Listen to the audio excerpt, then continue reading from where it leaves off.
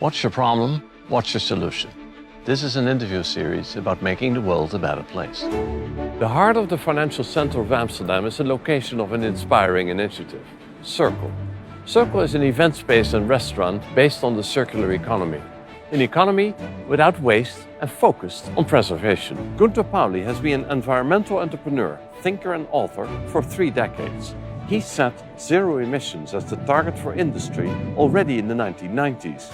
Regeneration is an inspiring solution beyond sustainability. Gunter Pauli is a visionary for a vibrant planet. Welcome to Kamp Solutions. Gunter, you were an early environmental entrepreneur when you worked as a chief executive of Ecover, the sustainable soap company in Belgium. I think right there in your early part of your career, you learned an important lesson about sustainability. Can you tell me about that? So the first lesson that I learned as an entrepreneur was that, wow, I can actually make a much bigger difference as the producer of soap than as a publisher of a book. We saw clearly that people were reading this and didn't know how to translate into action. And I had no experience in manufacturing and had no experience in fast-moving consumer goods.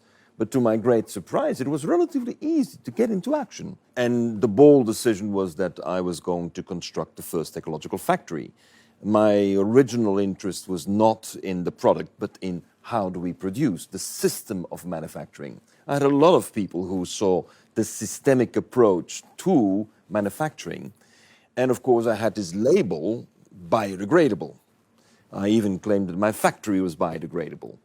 But then I realized that this biodegradability depended on palm oil, and I became the largest importer of palm oil for detergents from Indonesia, which then was starting to cut down the forests.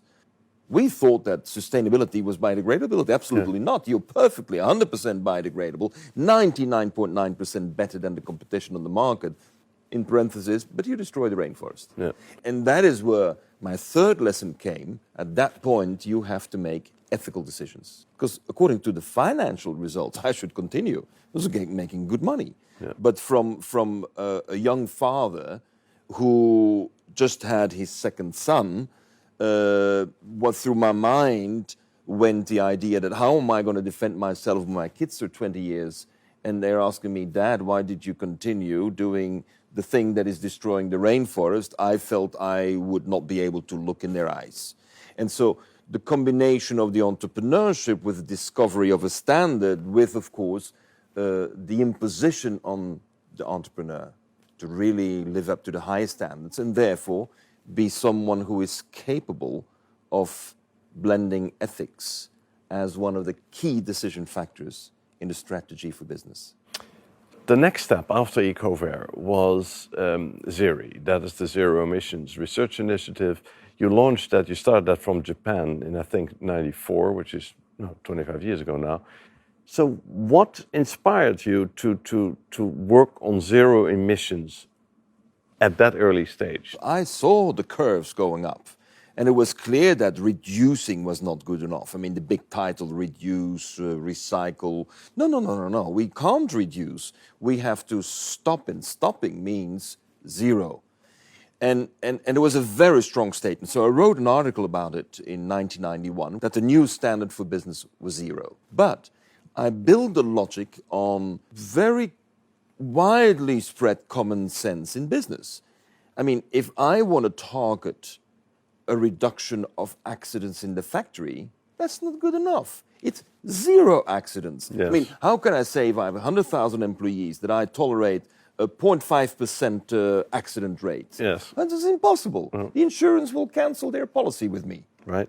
And so I also knew that the management logic is total quality, TQM. Yes. And so I actually found that within the management world, saying zero is something perfectly acceptable. Actually, it's the language management was talking.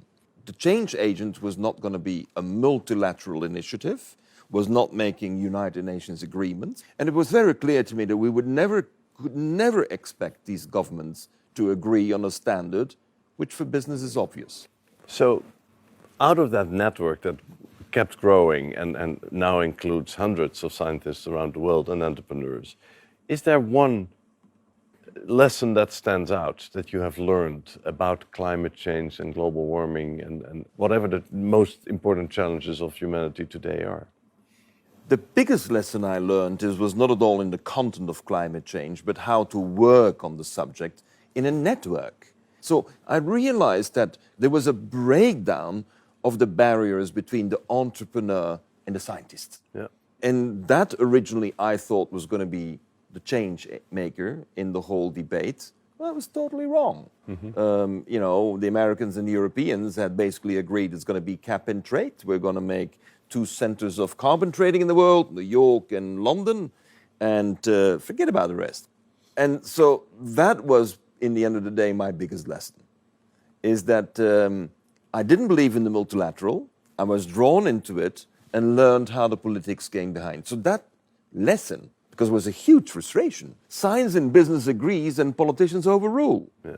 And overrule not by majority decision, but by 2 superpowers to agree that this is not what we're going to do. I think that has made me so stubborn and also so dedicated that I had to put, the proof on the table that these multilateral agreements dealt in the back room by a few politicians cannot stand up against the long-term clear vision of entrepreneurs and scientists from around the world to get going anyway. So, if we talk about sustainability in political circles, but even in business, it is all somehow to preserve whatever we have. That's the focus. At the same time, we need economic growth and we need to create jobs and then we need to use resources again. And so there is always seems to be a competing between these 2 challenges. How do you look at that dilemma? I don't think it's a dilemma at all. It's only a dilemma when you're in the wrong business model. I mean, if your business model says you have to have economies of scale, you have to produce more of the same, standardize, you robotize, and then, of course, in addition, you will simply have one competence in the company that you consider a core competence. Yes. So if you're with a core business and a core competence on economies of scale, supply chain, just in time, leveraging your assets to grow, going into mergers and acquisitions, well, in that case, it's not going to work. It's absolutely right. One is opposite to the other. But if you change your business model, where you say, I will work with what is locally available, I'm going to focus on responding to local needs, basic needs of nature and of people, and I will focus on generating value added. At once you're freed of this corset, this straitjacket that forces you to do more of the same all the time. And any innovation you introduce is subjected to what the supply chain allows you to do. So, as someone who's created companies, I know how to go from 0 to 100 to 1,000. I've done it several times. And then with all our 200 initiatives we have in the meantime, we have repeated multiple times that this is how we go from small scale to bigger scale to scope. You don't keep on growing on that famous curve. You at some point say, now I have the ideal size, I start repeating. It's not a franchise. It's that you adjust each time to the local conditions.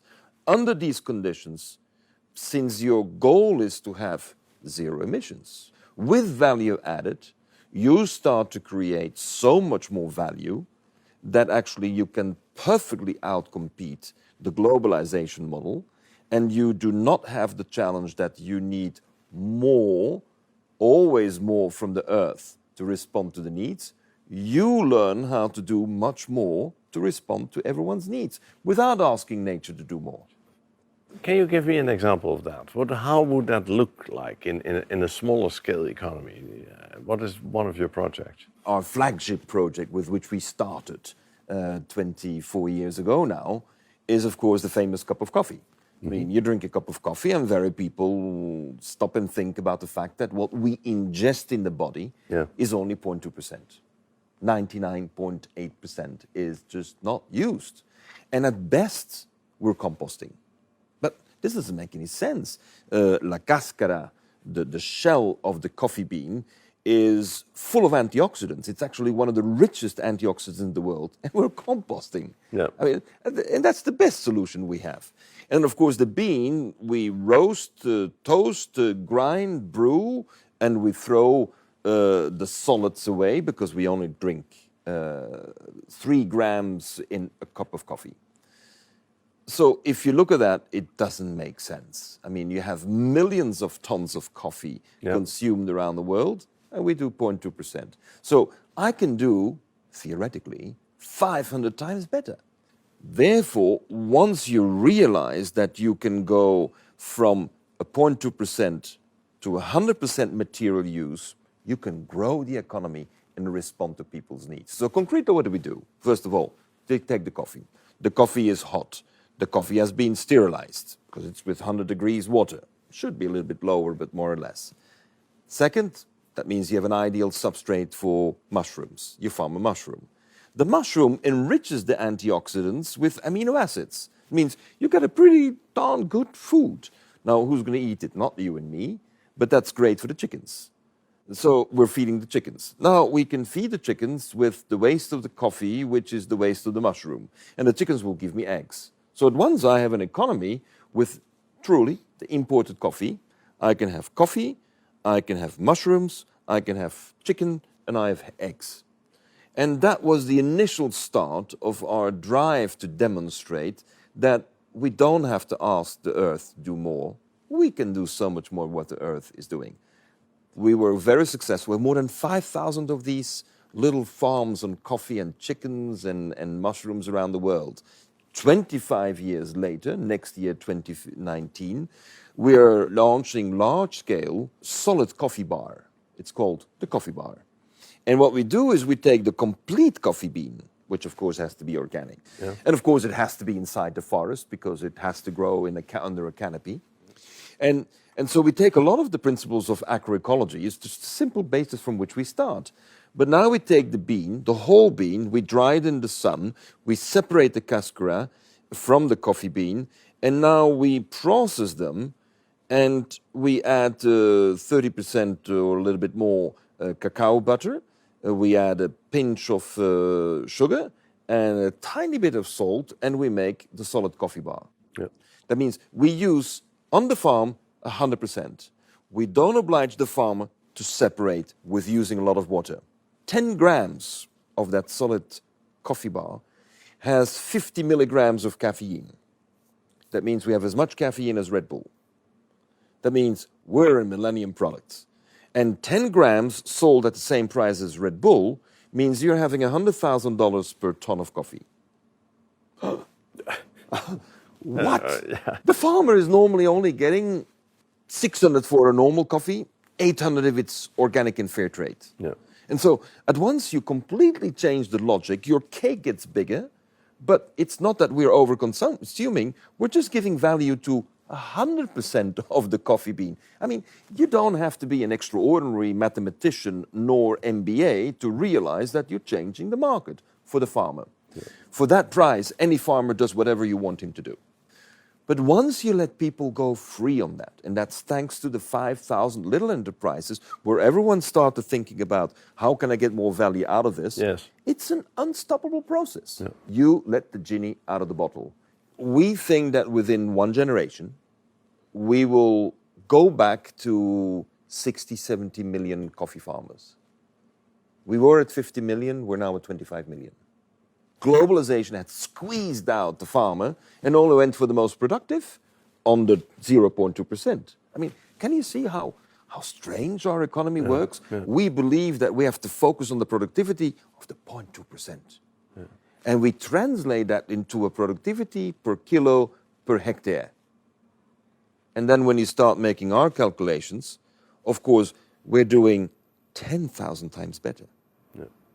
And we have material use, we have a happy farmer, we have healthcare, we have good schooling locally, we build on the ecotourism, and we have a lot of other initiatives building around it. And as a result, Jurriaan, we are succeeding in transforming the economy. Once people get into that, I mean, they want to be entrepreneurs and they want to change the world. Back to the global warming debate. We can't basically open the newspaper on a daily basis without seeing a new report with dire warnings. But what is an inspiring response to that deluge of bad news? If you accept the standard that zero emissions is the starting point, then you simply decide not to talk about it anymore. We've heard these warnings now for 30 years. Yeah. The Club of Rome added another 20 years of warnings before that. And what have we done? Zero. It's not zero emissions, it's zero action. True action. That is a response we need. We need that portfolio of opportunities of doing where you can make people enthusiastic about it all. And then in the end, you say, oh, and by the way, it's zero emissions. Yeah. That's it. Finish the debate. Don't talk about it anymore. Get the people inspired by what they can do on the ground. So if I can take all the rotting out of the system, because we know that every city in Europe is just rotting its biomass away, waste from the kitchen, waste from supermarkets, it's all just rotting away, creating methane. If we just turn all of that into a replenishment of the soil, and you use a one-time use bioplastic, so you can take the plastic and the biomass together, and you compost it, you ferment it, you do everything that science tells you can do, then you will cut your emissions at enormous speed. How come we don't do it? Because most of the people do it still within the old business model. Yeah. The globalization, the centralization, the economies of scale. And as long as you stay in that logic, you will not get out of the emissions trap. We need to therefore go for this clear decentralization of any initiative. That's why we say the new economy is local first. You only use what you locally have. And of course, in New York, that may be different than when you're in Rotterdam.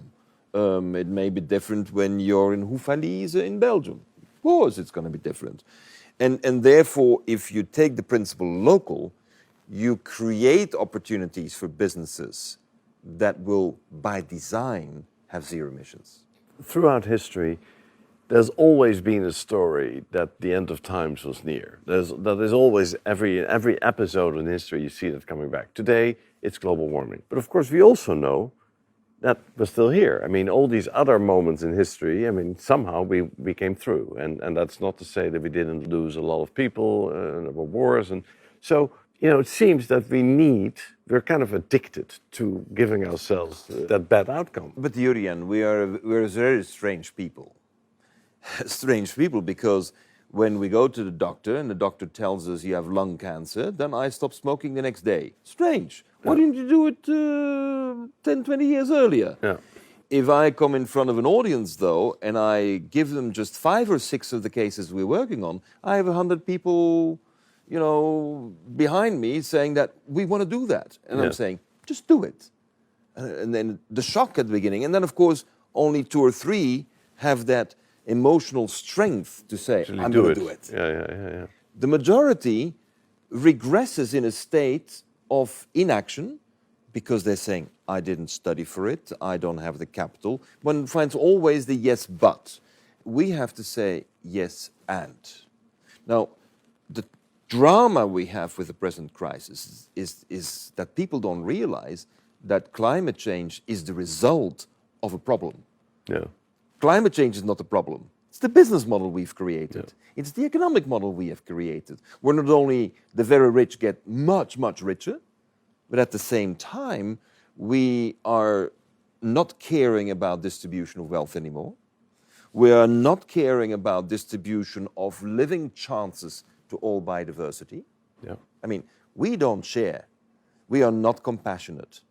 And that, to me, is one of the key problems. Is climate change is considered a problem, but it is the result of a much deeper societal problem. So we need to generate value, as you have been saying, to basically outcompete in a very different way, not in economies of skills way, but in generating value way. But let's talk solutions. So we're talking about paper. Paper is not a response to plastic. We want to get rid of plastic, yes, but to replace plastic with paper is not a good solution because, as you already explained, paper is produced in an unhealthy, environmentally unfriendly ways. Of course. So, but what is? as a response to plastic? So when you observe a piece of land that has really been deteriorating because we mine the carbon from the soil, we put monocultures with chemicals for decades in the same soil, and yeah, we did a bit of rotation, etc., but we've basically mined the carbon out of our soils. But in these situations, nature comes with an answer. And we have to observe that answer. And that answer, amongst others, is a thistle. You know, the cardoon, the thistle, which we consider a weed. Now, very few people realize that around Europe we have 20 million hectares of weed growing. Not the one you smoke, the one that doesn't go with your crop. And the European Union, like many other governments, forces governments to kill that weed with a product called glyphosates. I mean, I have to congratulate the people in charge of lobbying for glyphosates because they were able to force consumption all around the world. So my main response to plastics is that I'm asking the people to just go back to freshman class, university, and polymers. And how do you make a polymer? Well, if you have an oil, you can turn it into an acid. If you have a cellulose, you have a sugar. A sugar you can turn into an alcohol. Everyone can follow that with minimum education. If you have an alcohol and you have an acid, you have a monomer. Monomers you put together, you have a polymer. As simple as that. So the answer is not, is it paper versus plastic versus... No. What is nature providing us in abundance? Yes. I mean, that's all we got to do. Look around. Yeah. Now, a rainforest is able to produce 500 tons of biomass per year, and unfortunately we're only interested in the tree. But the rest we discard. Fields that are denuded and exposed to the sun is basically one seed in Europe that goes very well, and it's called exactly the cardoon. Now, cardoon has the cellulose and it has an oil, and it costs money to get rid of it. So wouldn't it be a logical business model to harvest cardoon, which you don't have to plant, don't have to irrigate, don't have to put herbicides, no pesticides, no genetics needed, nothing at all, just get the cardoon for free, cost of harvesting, which I think is quite a competitive proposal, and then transform the different components of the cardoon into the new polymers for cosmetics. You can create the lubricants, which today are all synthetic, for your agricultural equipment. You can start using the bacterial enzymes to make goat cheese. You can start, I mean, this is generosity of nature, it's abundance. So why is it that we are always looking for products that are in scarcity, and that the products that are in abundance, we call them weeds. We call them weeds. Well, we kill them. Yes. We eliminate them. We put them on landfills. Yeah. I mean, isn't there something wrong in our cultural approach to this innate desire to exploit things that are scarce? Yeah. And it's clear that if you have the capacity to take what is locally available, others consider it a problem, you consider it an opportunity, you're transforming the economy. So as a result, we're realizing that instead of sucking the cash out of the system, we are making sure that the system generates more cash. And since it's accompanied by more products, it's non-inflationary. Yeah. How does that work? Why is it non-inflationary? So if you have more cash in the local economy, but there is not more product in the local economy, then that difference you get inflation. Yeah. Inflation is something that we have to protect people from in a democracy, because inflation reduces your purchasing power with numbers only. And therefore, when you have your higher value generated, you must make certain you have more offer of local products so that additional cash is indeed again being consumed locally and doesn't leave. That's your multiplier. Are you optimistic about the future and the challenge of climate change and global warming? So today I'm very pessimistic that any solution will ever come forth from a COP meeting. Very pessimistic. Actually, I don't think it can at all contribute except for continuing the awareness that the problem is getting worse. But what I am getting extremely optimistic about is provided we are prepared to transform and not find a solution. If we're prepared to transform, then I see incredible opportunities to go much faster than anyone would imagine today. Let me say that the last 3 years, with all the errors and learning processes we all go through, but the last 3 years is the first time actually that I see scaling and speeding up towards solutions of what we call abundance. And to me, that is how we mobilize people. Because when I talk to people and their eyes, they're like, what? Is it possible? Yeah. And this scale? Can you move coffee from $800 a ton to $100,000 a ton? Have you done this? Yes. People get rather fascinated that someone says, so what? Let's focus on all our energy on getting the results with speed and with scale. In the last 3 years, the biggest lesson is that more and more capital is ready to follow. Now, it is a very specific type of capital. It's what we call legacy investors. Now, if today you want to leave legacy at Harvard University, you have to give $500 million and you put your name in a building that you pay for as well. Now, people are ready for a bit more sensible legacy than a building and a name. And I think that is where people are going to. We will create legacy thanks to innovations, and that legacy is going to transform society and our lives for the better. Thank you. Thank you. Preserving what we have is good. Regenerating what we lost is even better. That's the inspiring message of Gunter Pauli. This was Kamp Solutions. See you next time.